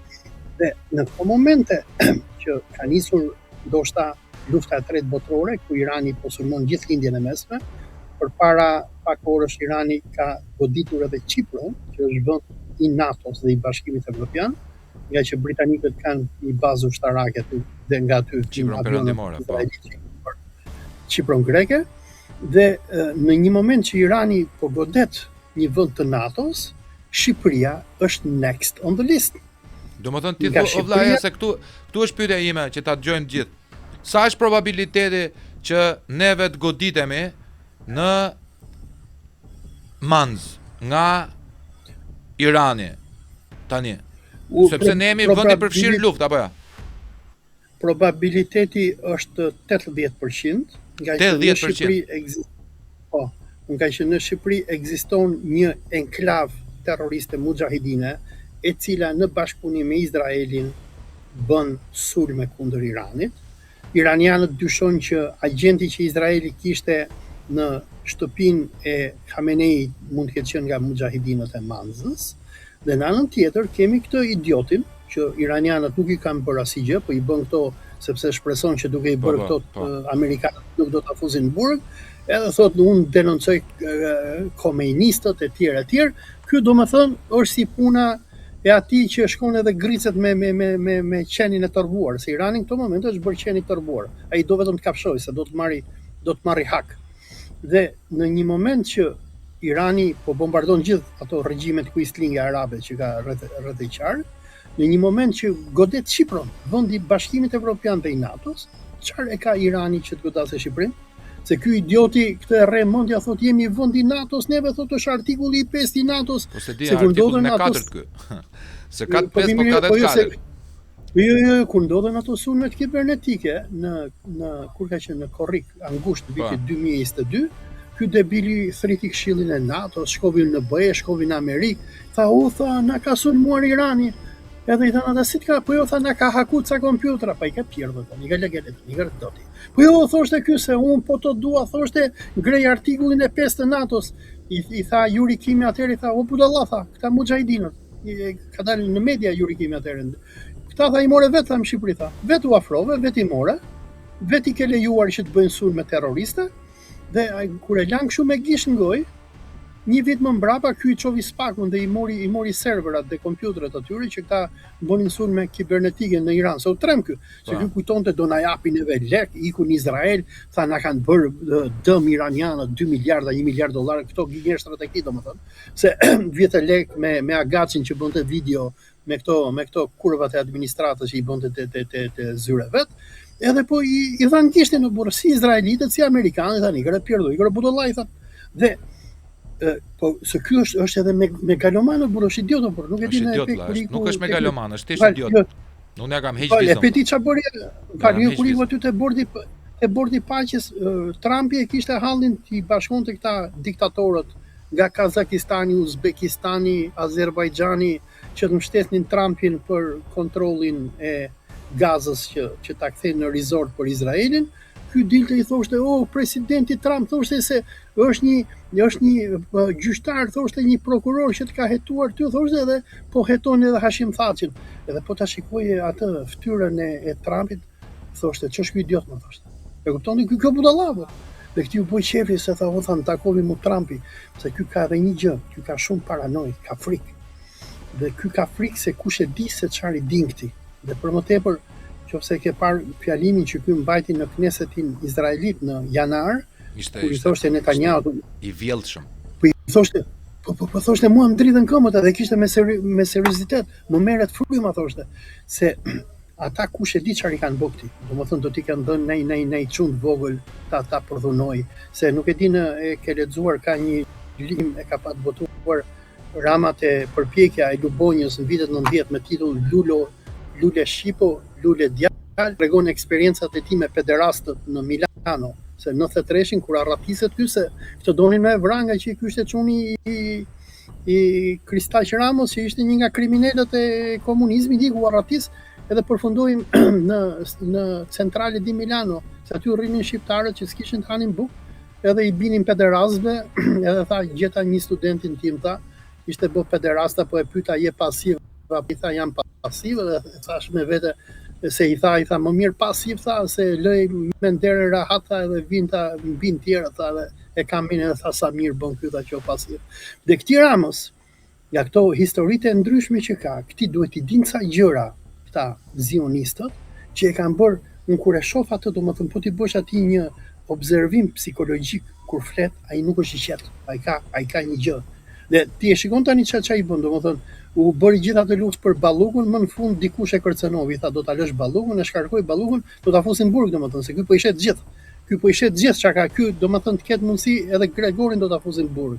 Edhe Linda Ramën vetëm që shpëtoi veten e tij, se ky e di që me shkuar në burg për ato që i ka bërë shqiptarëve, burgaxhit shqiptar do ta hajnë më dhëmbë. Do ta bëjnë legjenda. Po ky duhet shkojë te burgu grave o vllace, te burgu burrave. Vetëm po ndryshoj seksin, kështu edhe nxjerrin ai ligjë. Çfarë bën liberalisht ky? Ndihet femër. Edhe tri me Belindën aty në Pogradec, në Lind, shohi dedin, shohi liçen. Shikoja, unë jam i bindur vlla, nuk e di se ti je më i madh se sa unë dhe ke kujtesë më të madhe se sa unë. Unë ato vite kam lindur. Por ditën vetëm një gjë vlla. Ka një arsye shumë të madhe dhe ky është deduksion logjik. Për aq kohë sa doli skandali seksual në Maltëzi, skandal seksual në Norvegji. Ka plasur skandali pedofilisë edhe seksuale dhe i vrasjes kanibalizmit fëmijëve në Epstein Files. Unë mendoj vllai që ka Rama Files. Këtu ka Rama Files. Dhe ky vllai është i tredhur, është i kapur prej hallatesh nga një lob i cili e ka sponsorizuar këtë në PR edhe në çdo gjë tjetër për të mbajtur pushtetin absolut që ka krijuar në Shqipëri. Kjo është e vetmja mënyrë. Pra, doli një video, një lajm i një gazete austriake. Kemi zotrojmë një video skandal të Belinda Ballukut dhe nga atë moment fshihet direkt lajmi dhe ditën tjetër këtij bëhet kërcënim. Dhe ky e shkarkon atë. Ndërkohë që marrëveshja që ka bërë Ballukun, hajde msill zarët e tu tash. Misil ta, gjithë ata që zëvendësun Ballukun edhe çau zëvendësun janë zarët e Ballukut të burr. Që ta mbaj me lek kur çojnë burr. Po pra që ta mbajnë me lek. Domethënë, a kupton ç'a marrëveshjesh bën ky? Or, ne jemi një shtet aq mikroskopik. Sa neve na intereson, unë kam test time kët. Do me u bë shtet serioz. Mblidhi të gjithë fuqitë e mëdha këtu vlla, bëu Zvicra. Në qoftë se Zvicra ka bankat, ti bëu banka e serverave. Të sjellë amerikani servera, të sjellë iraniani, rusi, kinezi, izraeliti servera këtu vlla. Ti s'ke ushtri. Me çfarë do ta mbroshte me luk çaj? Nuk ke ushtri dhe dua të them vetëm këtë fakt. Imagjino në qoftë se iranianët, sepse atyre i ka ikur truni tani, dhe kryetari i Gardës Revolucionare është zgjedhur Ahmed Vahidi. Ahmed Vahidi është personi që e kërkon Interpoli e akuzojnë për sulmin kundër qendrës kulturore të Çifute në Argjentinë në 1984. Ahmed Vahidi është dead man walking, aty nuk i bën syri dritë. Dhe imagjino me këto statuset që ky bën në Twitter e në Facebook që i hap atë me nderen Benjamin Netanyahu, imagjino sikur këto statuse të bien në dorën e Ahmed Vahidit, ku iranianët tani kërkojnë vetëm kështu, kërkojnë vetëm targets, kupton ti? Që ti nisin ca drone këti, ti godasin Manzën edhe Surrelin. Kush do ta mbrojë këtë? Piero Vengu apo Belina Balluku? Apo ky vllahu që ky qorri me sy shtrem që ka bërë ministër drejtësisë që futi në torturonte në sistemin 41 bis Imam Genci Ballën, ky Toni Gogu. Kush do e mbrojë këtë më? Ky ka vetëm pederastë dhe femra. Ky s'ka ushtri. Çfarë do t'i bëj ky dronëve iranian? Dronët iranian po arrin dhe raketat iraniane po thyen mbrojtjen më të mirë raketore në botë që ka Izraeli. Po thyen mbrojtjen me sistemeve Patriot që ka Katari, po digjet Doha në këto momente, po digjet Dubai, po digjet Manamaja u dojq. Irani, domethënë, pasi ka shkatruar bazën e 5, flotën e 5 ushtarake, bazën e flotës 5 në Manama, po godet hotelet, kudo që flejnë që shëndrojnë ushtarakët amerikan, Irani po i godet me dron. Po ti sjell Irani dron këtij budallajt në Surrel, edhe ti godasi Manzën. Kush do ta mbrojë këtë? Ky është idiotë, por është delirant. Thotë jemi në NATO, kemi artikullin e 5, do i thotë Trumpi, i gjëra pierdu, i gjëra budallat. Se kujton ti se NATO është krijuar për të mbrojtur ty. Ne e pam me rastin e Danimarkës apo që i tha Trumpi evropianëve, tha Grönland do ta marrun edhe këta evropianë rinin, po jemi në NATO, jo do mbrojmë njëri tjetrin. Edhe Trumpi tha, i gjëra pierdu, thotë do mbrojmë njëri tjetrin. I gjëra legenda. Dhe ky është budalla, është delirant. Ky nuk e kupton se çfarë bën. Por mua gjëja që më vjen keq është që edhe shqiptarët nuk e kuptojnë se çfarë bën ky. Po se kuptojnë vëlla. Nuk e kuptojnë se njohin historinë. Nuk e njohin historinë Olce. Shpend, dëgjoj, ne në këto momente jemi në vitin 1939. Po. Izraeli sot është Gjermania naziste. Ka pushtuar Çekoslovakinë, ka aneksuar Austrinë, Italia ka pushtuar Shqipërinë. Dhe është momenti kur Izraeli, Gjermania me Hitlerin ndajnë Polonin. Dhe këtu është momenti kur Evropa mblidhet e thot se ne duhet bëjmë diçka. Sepse nuk durohet më Gjermania naziste, se po sulmonte majtas e djathtas. Dhe Irani ka arritur në këtë pikë. Irani ka ardhur në konkluzion që nuk durohet më Izraeli. Kjo është fillim i luftës, dhe kur fillon luftë botërore, nuk ka më ligj. Dhe kjo që unë përmenda më herët, që qeveria britanike, ky Starmer, ky ministri i jashtëm, e njoftoi sot që tha 2 raketa iraniane na kanë goditur bazën në Kipro dhe kishin bërë gjithë atë dëm, kur iranianët godasin një vend të NATO-s dhe Bashkimit Evropian dhe bazë britanike, thua ti e kanë problem ata të godasin këta ignorantët e Surrelit? Është shumë problem i madh dhe ky po e fut Shqipërinë në luftë. Pse duhet luftojmë neve? Që çndroj Rama në pushtet. Bravo, se e the përgjigjen. E the përgjigjen pyetjes. Unë më fal një sekondë valla, një moment valla. Çfarë na ka bërë Irani? A na ka marrë legët? Legët po na i merr Izraeli. A na ka bërë sulmin kibernetik sigur prej shumë njerëzve që edhe njerëzit e Ramës afër janë, po s'du me ja përmend emrin, është njëri që del nëpër televizione, ka qenë ministër, ma ka thënë troç, nuk janë iranianët që na sulmon ta në korrik 2022. A na ka pushtu Irani Kosovën neve? A na ka vrarë neve Irani? Çfarë na ka bërë Irani ne? Çfarë na ka bërë Irani? Është pyetje thjesht. Çfarë na ka bërë neve Irani? Pse janë mysliman ata dhe Rama i urren myslimanët? Sigur qëndronte edhe kundër Saddam Husseinit, edhe kundër Gaddafit e tjerë. Okej, kundër Gaddafit e Saddam Husseinit e Asadit, Rama mund fliste se ato ishin regjime me raketa luftës dytë botërore. Po jo me Iranin, vlla. Irani po godet superfuqinë, po godet luftanijet amerikane në detin e Kuq. Ka shumë agent, agent të CIA-s, të cilët sot nëpërmjet podcasteve si ky imi, po unë jam modest, po flasim për podcaste botërore si ato amerikanët, shkojnë dhe flasin.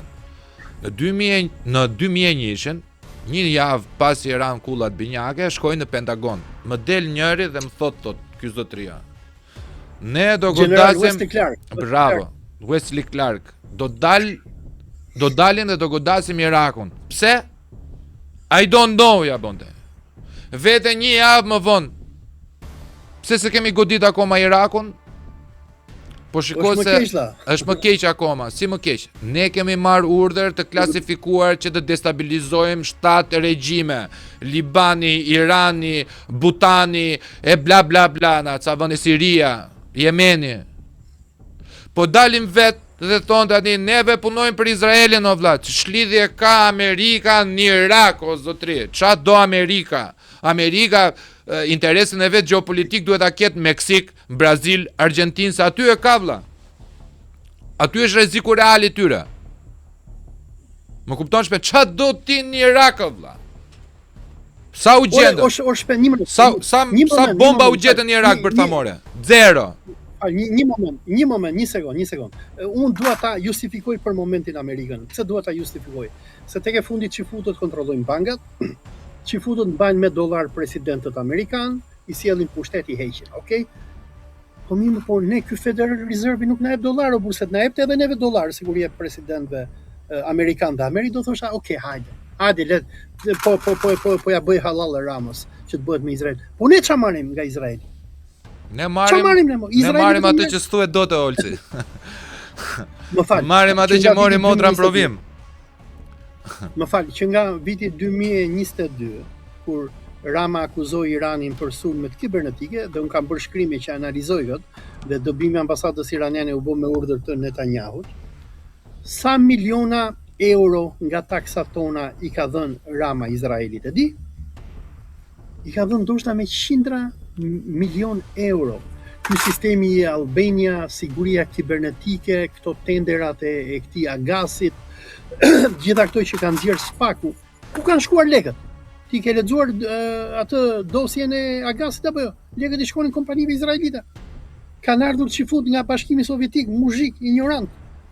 Kokpalar që s'kan patur bukë të hajnë në Bashkimin Sovjetik dhe që emigruan në Izrael, ky i merr këtu i thot, hajde thot se unë ju dua shumë, thot unë jam babat.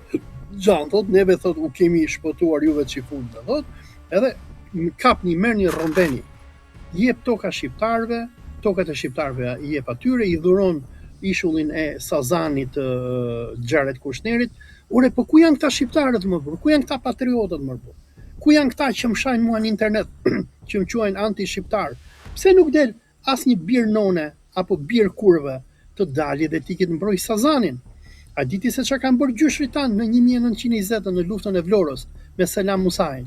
Luftuan me armë që të mbronin Vlorën edhe Sazanin nga Italia. Është mbrojtur me gjaka i Sazani atë. Ku janë këta patriotët shqiptarë? Si e lejnë këta Edi Ramon që ta shesi tokën e Edi Rama nuk e ka tokën e Kristaq Ramos.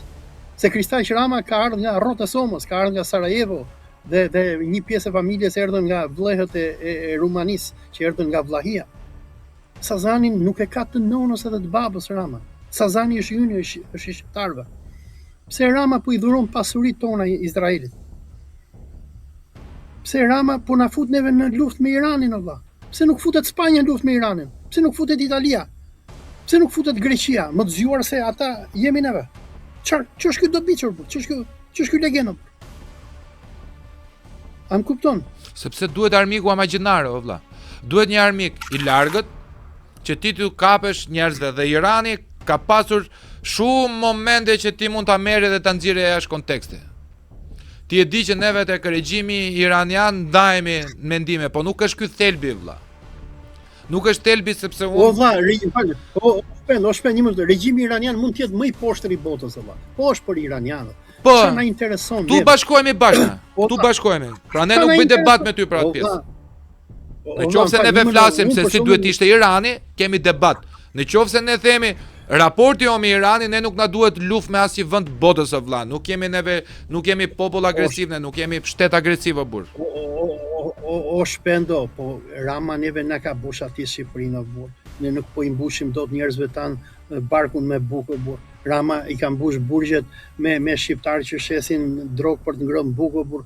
E diti si e ke qendrën e Tiranës, natën e ke plot me çuna, mosha ime dhe mosha jote që flenë rrugëve. Po. Ne na ka ikur 1 milion, na ka ikur 1/3 e popullsisë, burr, na kanë ikur 1 milion njerëz valla. Dhe ky rri do shliroj Iranin, ky Don Kishoti. Çka ka ky burr? Pse mo te Irani pas ka ngele keq shqiptarëve? Ne s'kemi bukë time valla. E diti si i ke burgjet, i ke plot. kapin njerëz koto, po nuk i dhe lek policisë. Jam unë me ty, keti drogë, të kapin ty me drogë, më fusin edhe mua, edhe më kërkojnë lek, më thonë, 30.000 euro të nxjerrin, 50.000 euro. I kanë mbushur burgjet me njerëz pa fajshëm, me njerëz që nuk kanë të hajnë bukë, po shkatrojnë shoqërinë. Edhe ky del kështu si Don Kishoti, thotë unë jam Don Kishoti, thotë do shliroj Iranin. Ky legeni që i vjedh votat edhe që kanë ndërtuar shtetin më të korruptuar në Evropë. Është të mëshme. Nuk e di. Shikoj, kam një pyetje tjetër vllai. A mendon ti se do përfshihet Rusia dhe Kina direkt në luftë? Sepse Kina, siç ta thash edhe në krye të herës, ka dërguar 20 dron anti-radar dhe 2 raket lëshues që thyen Air Domin dhe Patriotët. Rusia po ashtu ka quar ndihma, po nuk janë ndihma humanitare, janë ndihma ushtarake. Biles Putini ka dalë në një deklaratë që kaloi via kuqe, flamuri që do të shpërndaj demokracinë tregojnë gjyrat e vërteta të vetes. Ky që do me sjell paqen, ky flamuri tregojnë gjyrat e vërteta. Dhe pse Irani, që ta marrim çik nga konteksti gjeopolitik, pse Irani është pika kyçe në lindjen e mesme. Domethënë Irani është Jeruzalemi për botën islame sot vëlla. Ose edhe për gjithë Azinë. Më lej që të përgjigjem. E para, Rusia dhe Kina në këto momente janë aktiv në luftë në Iran. Nuk janë drejt për drejt, janë me proxy. Po. Po shikosh luftën e qershorit 2025, kur Irani nuk arrinte të kuptonte se si bëheshin sulmet e tjera dhe luftën tani, në këto momente që ne flasim, Irani ka djegur të gjitha bazat amerikane në lindjen e mesme. Irani dje shkatroi radarin më të fuqishëm që amerikanët kishin në Katar, $1 miliard, dhe unë dyshoj që koordinatat iranianëve ja kanë dhënë kinezët. E para, e dyta. Unë kam që një javë që ndjek media të ndryshme, sajte në internet dhe satelitët kinez në mënyrë të vazhdueshme i kanë dhënë iranianëve informacion se ku janë avionët amerikanë nga i vinë sulmet. Dhe Irani po kundërpërgjigjet dhe po godet në shënjestër. Pra, për mua, Kina është e përzier në këtë luftë 100%. Jo vetëm që i ka dhënë teknologji, jo vetëm që i ka dhënë atë the cold liquid fuel që quhet ai që iranianët mbushin raketat, por iranianët kanë integruar satelitët e tyre me sistemin Beidou kinez. Se deri në qershor iranianët përdorin GPS-in amerikan, që amerikanët e hakeronin dhe manipulonin. Dhe po shikosh goditjet iraniane tani janë precize dhe kjo është fal teknologjisë kineze. Tani, pse Kina dhe Rusia kanë interes si mos bjerë Irani? Nga që sikur e përmendë ti, Irani është kyçi, si për Rusinë, si për Kinën. Sepse Irani është vend fqin me Rusinë dhe me Kinën. Këtë gjë nuk e kuptojnë shumë njerëz. Duhet shohin hartën. Tani, pse hyri Putini në Ukrainë? Pse nuk hyri Putini fjala kur kur Çekoslovakia apo kur Shqipëria hyri në NATO, po hyri kur donte Ukraina, sepse Ukrainën e ka në kufi. Dhe Irani është shtet kufitar. Irani është Ukraina numër 2. Dhe Putini nuk do të lejojë në asnjë moment që amerikanët të rrëzojnë Republikën Islamike edhe cilin këtë Reza Pahlavin apo këtë buçen e Manzës Mariam Rajavin, që këta janë Zelenski numër 2, që do e kthejnë Iranin në një Ukrainë numër 2. Rusia nuk do të lejojë që në kufirin e saj të vi një regjim që do të jetë armiqësor me atë. Pra, nëse Irani i bie që Kaukazi do t'i merret amerikanëve nëpërmjet Iranit. Është betejë që nuk ka nisur sot kjo ka nisur që në shekullin 19. Për personat që dinë historinë e Iranit dhe të Afganistanit, kur britanikët morën Pakistanin dhe hynë në Afganistan, rusët u zjeruan në kufit e Iranit dhe Irani historikisht ka qenë i kontestuar ndërmjet rusëve dhe britanikëve, nga që rusët në asnjë moment nuk lejonin britanikët që t'i merrshin Iranin dhe t'i vinin në Kaukaz. Është luftë ekzistenciale për Rusin kjo, e para. E dyta është që nëpërmjet portit të Çabaharit, Rusët thyen embargon. Rusët kanë ndërtuar atë një hekurudh ndërkontinentale, e cila fillon që nga Sankt Peterburgu dhe del në gjirin persik, se rusët nuk kanë det të ngrohtë. Ata kanë vetëm një det, që është deti i zi, por atë e kontrollon NATO nëpërmjet Turqisë dhe ngushticës së Bosforit, dhe Irani për rusët është akses në tregun indian dhe në Oqeanin Indian. Dhe rënja e Iranit do thot izolim për Rusin. Ndërsa për Kinën, se edhe Kina e ka fqinj Iranin. Kina ndahet nga Irani vetëm nga një vend i ndërmjetëm, që është Afganistani. Pa. Nga Afganistani ti shkon në Kinë, nga Afganistani ti vjen në Iran. Dhe ai projekti i One Road dhe One Belt, një rrugë dhe një brez i kinezëve, që është pak a shumë ringjallja e rrugës së Mëndafshit, Pa. kalon nëpërmjet porteve iraniane, sepse kinezët e dinë që lufta finale është kundër Kinës. Kur Trumpi mori Venezuelën, se Trumpi ka shumë budalliqe, por Trumpi ka vetëm një gjë të mirë që është i sinqert, i thot gjëra troç. Në momentin që ai e mori Maduron, i tha Delcy Rodriguezit, i tha nuk do shisni asnjë litër naftë kinezëve, naftën tuaj do ta marr unë, do ta shes unë. Dhe ai ja hoqi kinezëve naftën venezueliane. Dhe Kina e di se nëse bie Irani, nafta e Iranit do merret nga amerikanët. Dhe do shitet këtu. Dhe Kina nuk do marrë naftë. Kjo është analizë gjeopolitike. Kjo është analizë. Por Kina pa naftën iraniane nuk mban dot industritë e saj. Gjëja e tretë është që Irani kontrollon kanalin e Hormuzit. Kanali e Hormuzit njihet si choking point, ajo apo pika e blokazhit. Në këto momente që ne flasim ka që dje, garda revolucionare ka mbyllur kanalin e Hormuzit dhe iranian kanë mbyllur edhe detin e Kuqata me Houthit që shkon për kanalin e Suezit dhe gjithë këto kanë kompanitë e transporteve dhe ata që na shohin neve nëse kanë ndonjë dyqanxhi, ata do na japin të drejtë. Kjo kompania Maersk dhe kompanitë e tjera të transportit që marrin kontanierë në Kinë, kontanierët do marrin një muaj më shumë nga që i është dhënë urdhër që të t'i bien nga Afrika, nga kepi i shpresës së mirë nëpërmjet Gibraltar që të vinë në Mesdhe, nga që nuk guxon asnjë anije që të futet më në detin e Kuq, nga që Irani e djeg. Dhe Irani kontrollon aksesin ndërmjet Azisë dhe Evropës. Dhe prandaj kinezët nuk e lejojnë dot që të bjerë Irani, se Irani është nafta, Irani është tregtia, Irani është rruga e Mëndafshit, sepse sot nuk e di, po edhe tek juve në Shqipëri apo. Shiva, nga ky stilolapsi që kam këtu, nga ky poçi që un kam këtu, nga mouse që un kam këtu, nga kjo që un pi kafe këtu, janë gjitha made in China. Kina është fabrika e botës. Ama që kjo fabrik të funksionoj, ka nevojë për tregje, ka nevojë për rrugë. Se unë mund të unë mund të prodhoj, po nëse ti, domethënë, nëse ti bën mua atë që nëse ti bën mua atë që Rama me urdhër të Rothschildëve i ka bërë fshatarëve shqiptar, se unë e mbaj mend këtu 10 vite para kur Rama filloi të vëj taksa katunarëve. Për shembull, unë jam katunar Devolli, unë prodhoj qep. Unë nëse vi në Tiranë ta shes qepën time me 500 lek, mu Rama më arreston, fut në burg si terrorist. Se Rama do të marrë lek për Rothschildët, do të më taksoj mua të në tokë, do të kem atë kuponin tatimor, do të marri Izraeli njerë gjobën e vetë, pastaj unë si katunar mund ta shes. Dhe kjo që i ka bërë Rama, u shkatur bujësia. Njerëzit nuk punojnë më tokën, se nuk fitojnë më. Se i bie që të punojnë për Izraelin. Dhe e njëjta gjë është për Iranin, edhe Kinën. Kina ka nevojë për Iranin, sepse nëse Irani do kontrollohet nga anglo-amerikanët, i thon kinezëve, a do shesësh ti gjëra në Evropë edhe në Afrikë, do kalosh nëpërmjet Iranit, duhet na paguash gjobën neve. Prandaj Irani është shumë gjeostrategjik për Kinën, është vend fqinj me Kinën.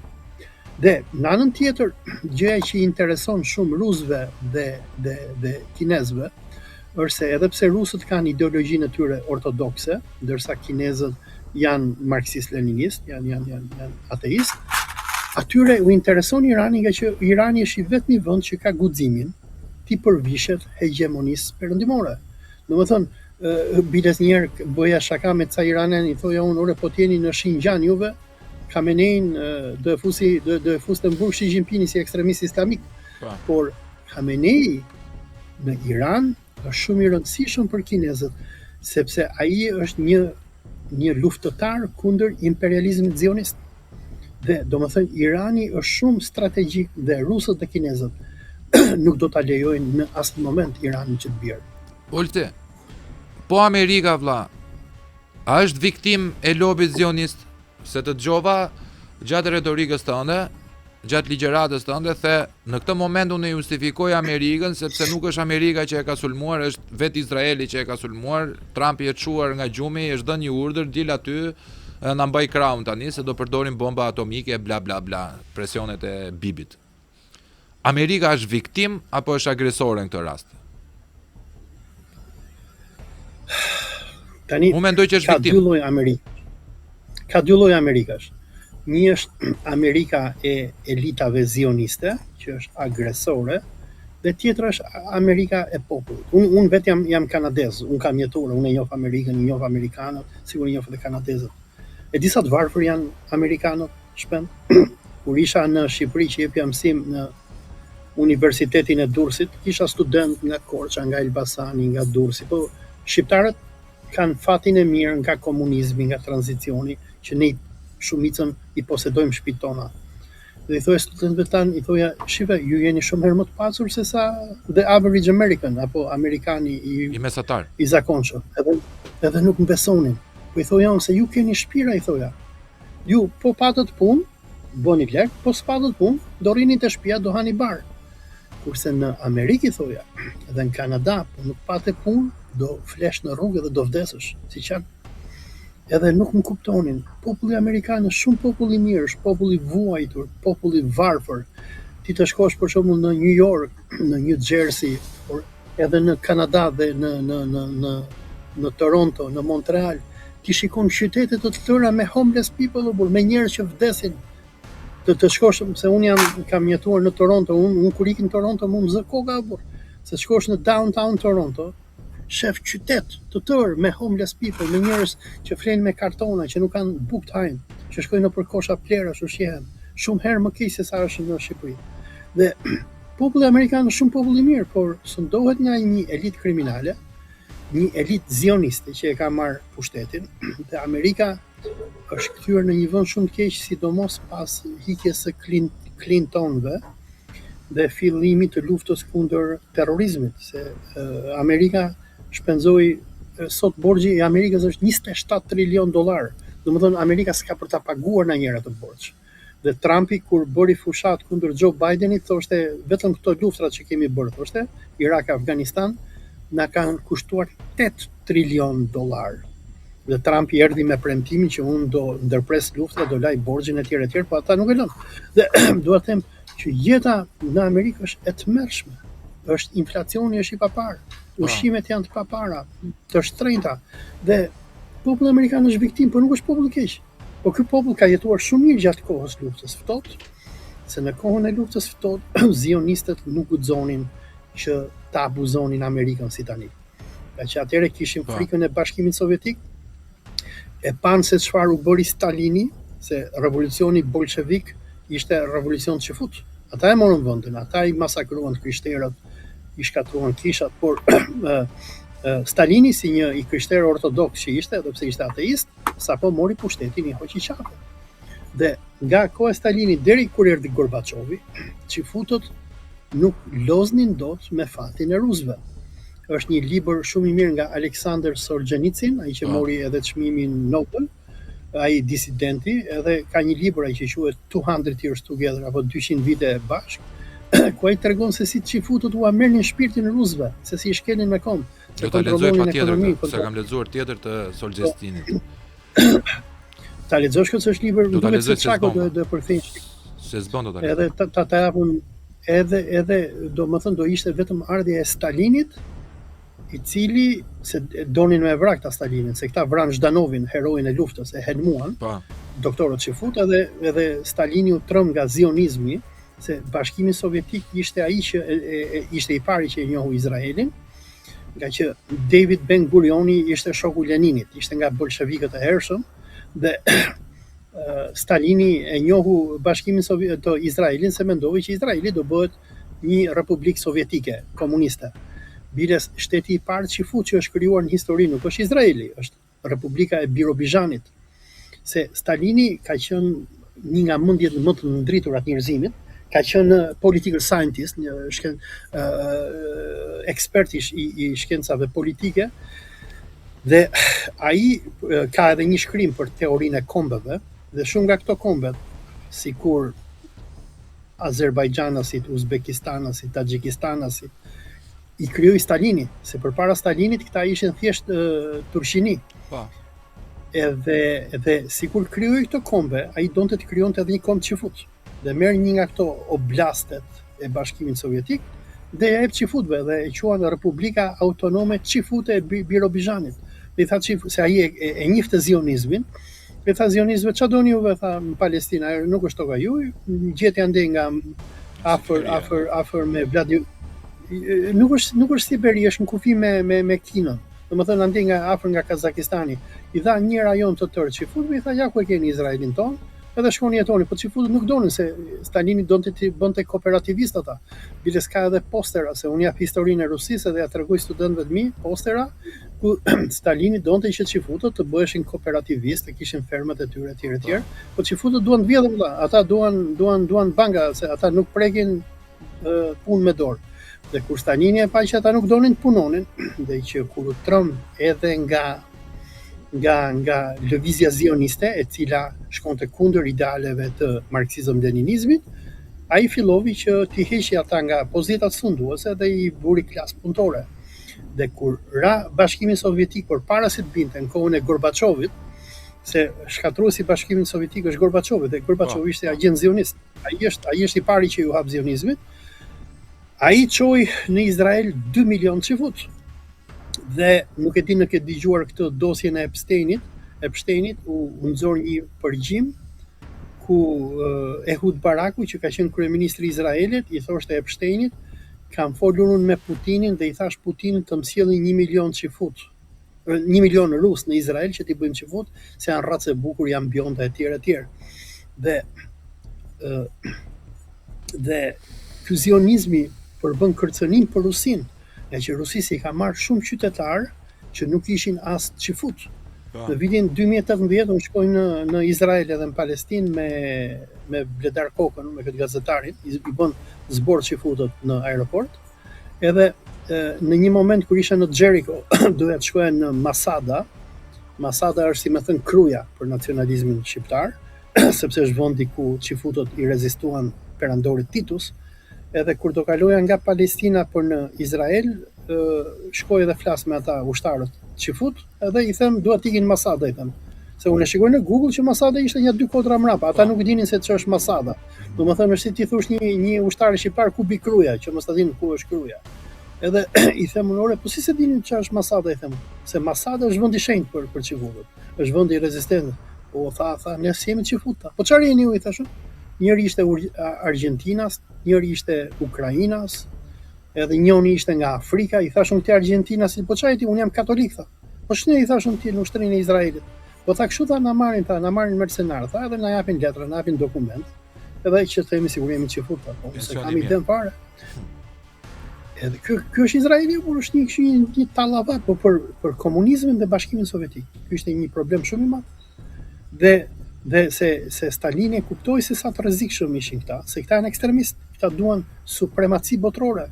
Dhe edhe për presidentin Putin, kur nisi lufta në Ukrainë në shkurt të 2022-shit, Këshilli i Sigurisë Kombëtare ruse shpalli luftë kundër nazizmit edhe satanizmit. Dhe ata kanë bërë një listë me këto grupet sataniste që janë në Ukrainë. Dhe një nga këto është grupi i Shabat Labovicit.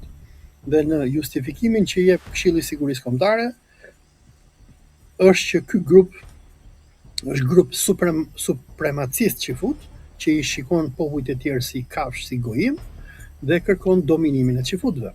Netanyahu i përket këtij sekti, Jared Kushneri i përket këtij sekti, këta që kanë pushtetin sot në Izrael i takojnë këtij sekti. Ky është sekt supremacist, sikur është fjala bie Ku Klux Klani, këta supremacistët ekstremistët, po.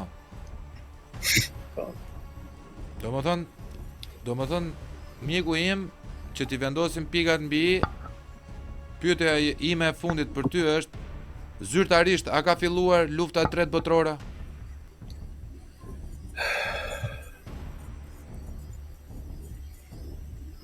Zyrtarisht jemi në prag të luftës. Unë mendoj që jemi në luftën e Spanjës, kur komunistët donin që të merrnin Spanjën dhe Bashkimi Sovjetik hyn ushtarakisht për ndihmuar komunistët, dhe Italia me gjithë Gjermaninë në vitin 1935, nëse jam gabim, ndërhyn ushtarakisht që ndihmojnë Frankon.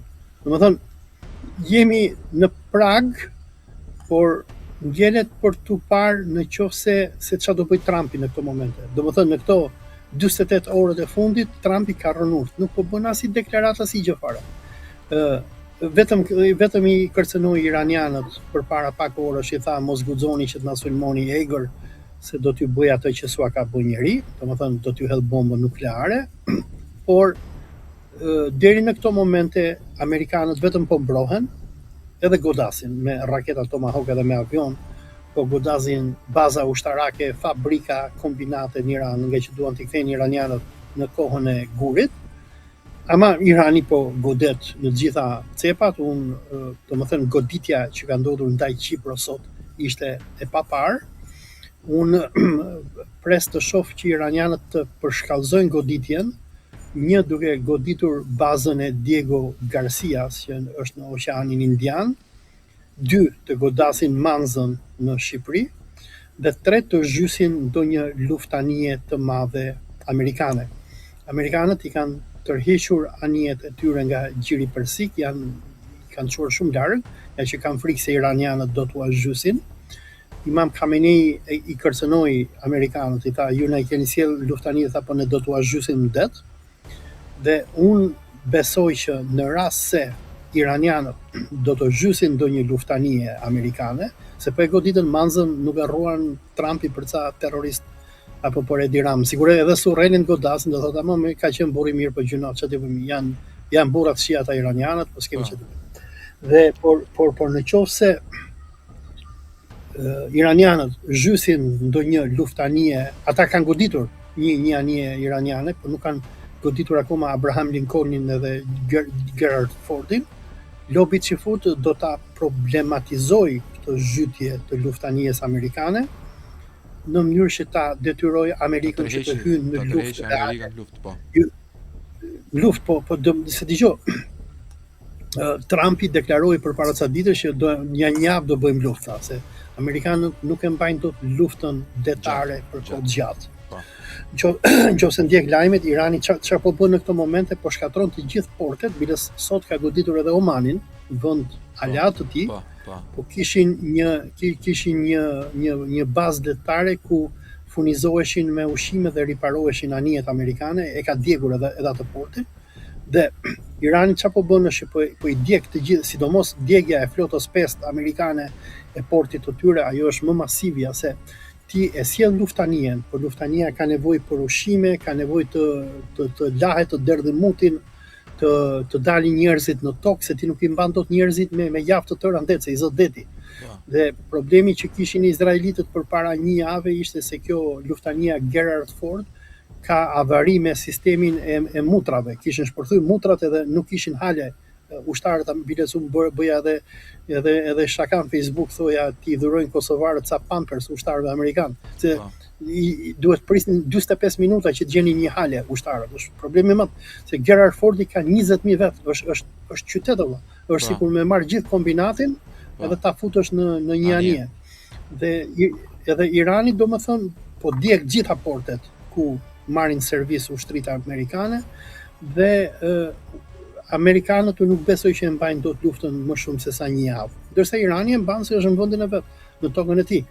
Por ngjelet për të parë nëse garda revolucionare iraniane do të zhysin ndonjë luftanie, po u zhyt ndonjë luftanie, atëherë lobit që fut do ta detyroj Trumpin që të mobilizojë aleatët e tij dhe të nisi një sulm toksor kundër Iranit, se vetëm me pushtim toksor mund ta përmbysësh një regjim, po Irani do ketë nevojë për të paktën 1 milion ushtar. Dhe angazhimi 1 milion ushtarëve është një tmerr, është dhe që është shpenzim masiv, ata e provuan këtë në Irak, u futën në Irak në 2003 dhe janë, deri sot e kësaj dite janë në Irak, nuk po gjejnë dot derman, dhe të futen në Iran do jetë tmerr, sepse Irani për më tepër është vend malor, nuk është shkretëtir fush sikur Iraku, dhe iranianët janë një popull që nuk janë pushtuar kur. Edhe mongolët erdhën, e mbajtën për pak kohë dhe ata arritën që t'ua marrin pushtetin mongolëve. E kuptoj. Pra, ne jemi në vitin Në prag. 1938 në prag të 39-s, me pak fjalë. Luftë 39. diplomatike proxy. Luftë diplomatike proxy derisa plasi në të vërtetë, domethënë. Unë mendoj që jemi në shtator 1939, është koha Shtator që 39-s, po. bëhet marrëveshja Ribbentrop-Molotov, ndahet Polonia dhe në këto moment britanikët dhe francezët i shpallin Shpallin Gjermanisë Gjermanisë, po.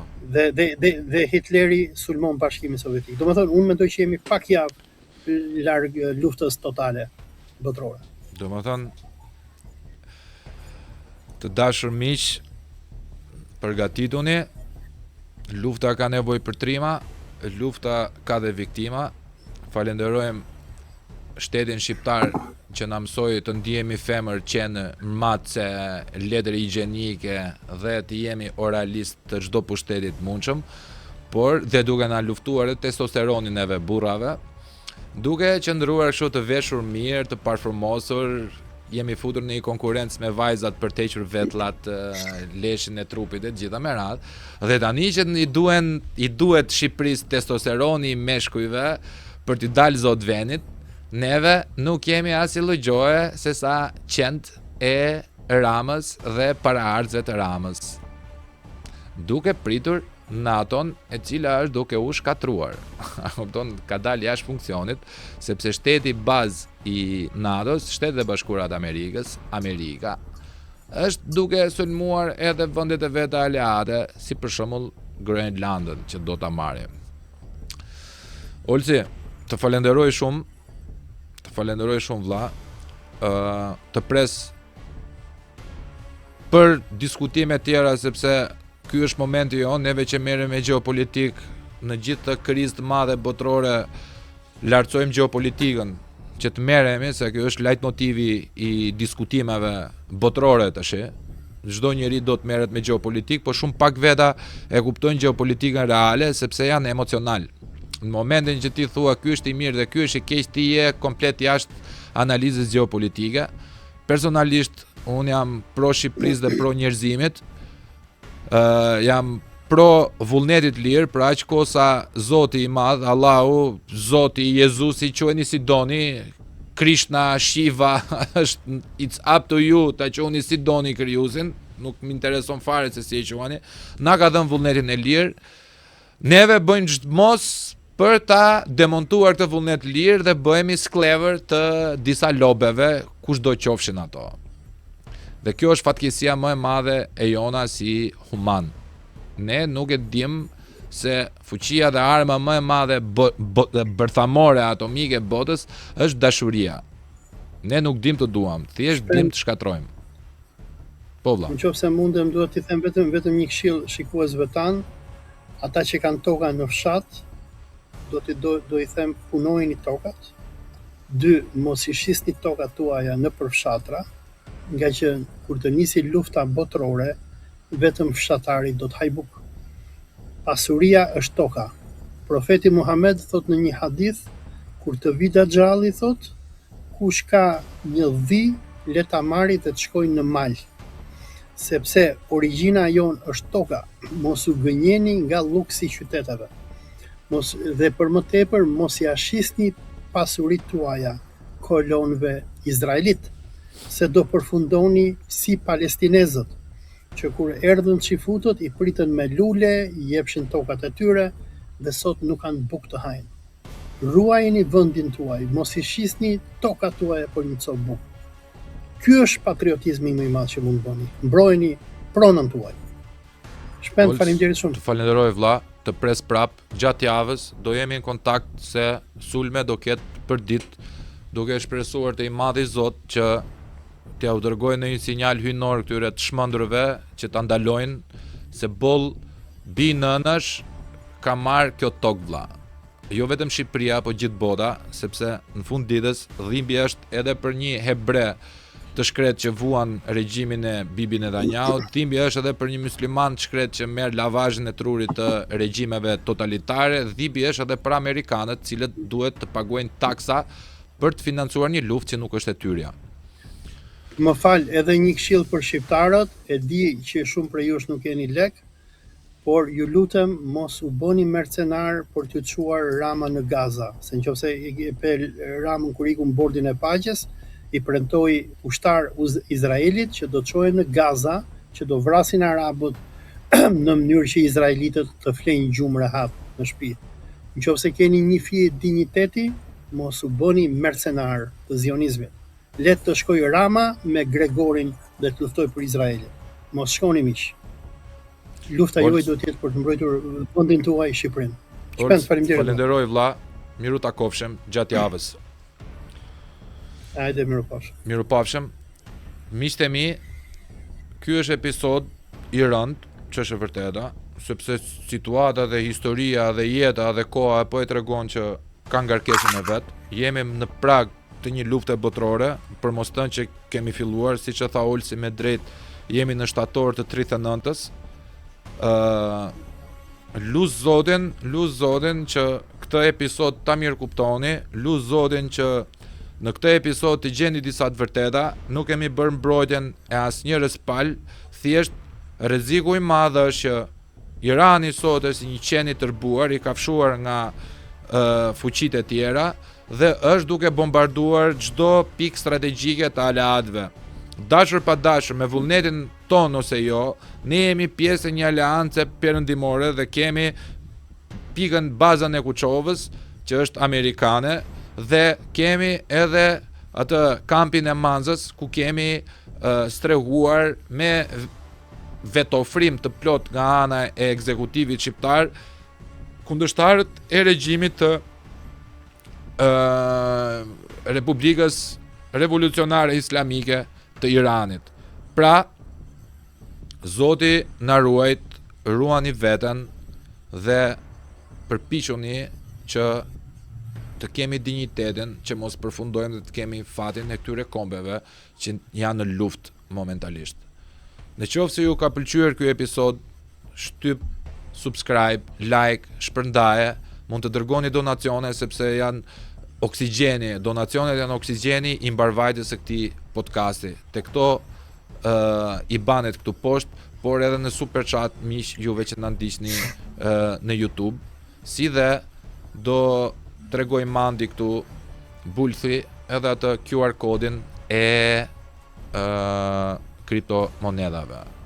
Duke ju uruar një ditë të mirë, një fundjavë të mirë dhe një fillim jave të hënës me sa më shumë bashkësi, dhe duke lutur Zotin që kjo histeri kolektive, kjo luftë idiote dhe pa kuptimt, ku elitat përfitojnë dhe dëmi kolateral janë tek neve njerëzit, dëmi kolateral është te ne njerëzit e thjesht, ju uroj natën e mirë dhe ju dua shumë.